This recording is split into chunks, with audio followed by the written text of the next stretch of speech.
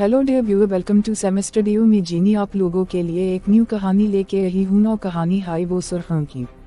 दिसंबर का महीना चल रहा था। सर्दियां अपने जोबन पर थी, दूर दूर तक हर चीज ने सफेद चादर तान रखी थी। अभी भी बर्फ रुई की मानन्नत गिर रही थी। वक्फा वक्फा से देवदार के दरख्तों की शाखें चटकने की आवाजें सुनाई दे रही थी। गहरी खामोशी रूह तक में सनसनी पैदा कर रही थी।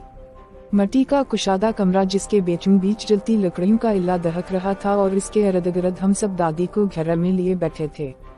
दादी अम्मू नजरें दहकती लकड़ियों पर जमाए माजी के सफ़ों की वरफ गर्दानी कर रही थीं।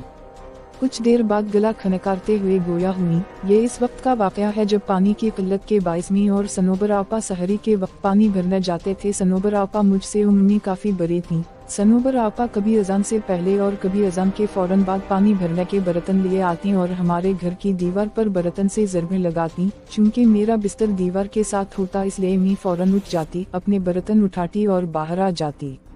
हर तरफ गहरा अंधेरा छाया होता था और गीदड़ों की दिलखराश आवाज़ दिल झंझोड़ देती थी।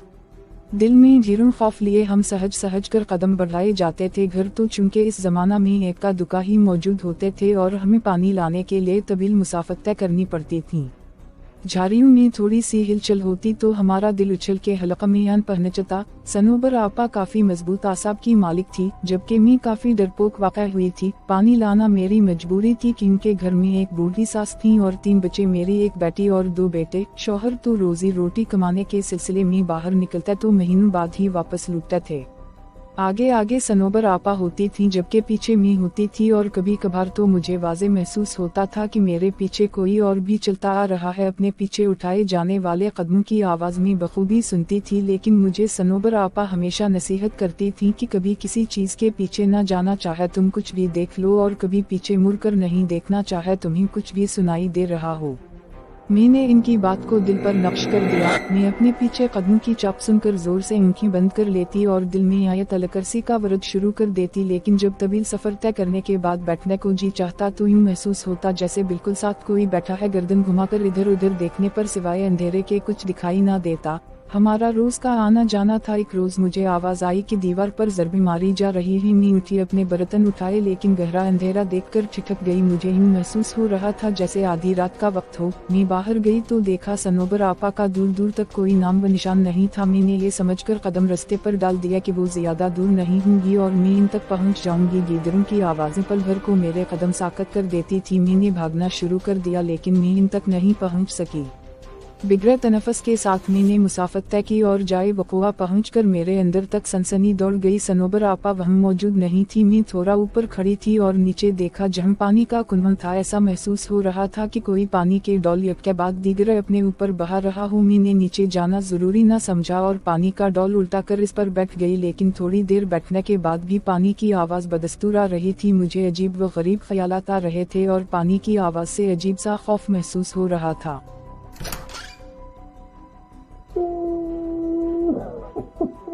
अपने पीछे किसी को महसूस किया तो मेरे जिस्म पर कपकपी तारी हो गई। मैंने लरजते हुए पीछे मुड़कर देखा तो किसी का नाम व निशान भी ना था। वहीं एकदम से सन्नाटा छा गया। मेरी हैरत की इंतहा न रही, लेकिन उसी जगह ऊपर घने दरख्त की शाख पर कोई अजीब सा परिंदा बैठा मुझ पर नजरें गाड़े हुए था। अजीब किस्म का परिंदा था। मैंने कभी ऐसा परिंदा नहीं देखा था। इसका सारा बदन काले बालों से भरा हुआ था। इसकी सुर्ख आंखें देखकर मैंने दहशत के मारे भागना शुरू कर दिया। आयत अलकरसी का वरद मेरी जबान पर जारी था और उनकी आंसुओं से लबरेज।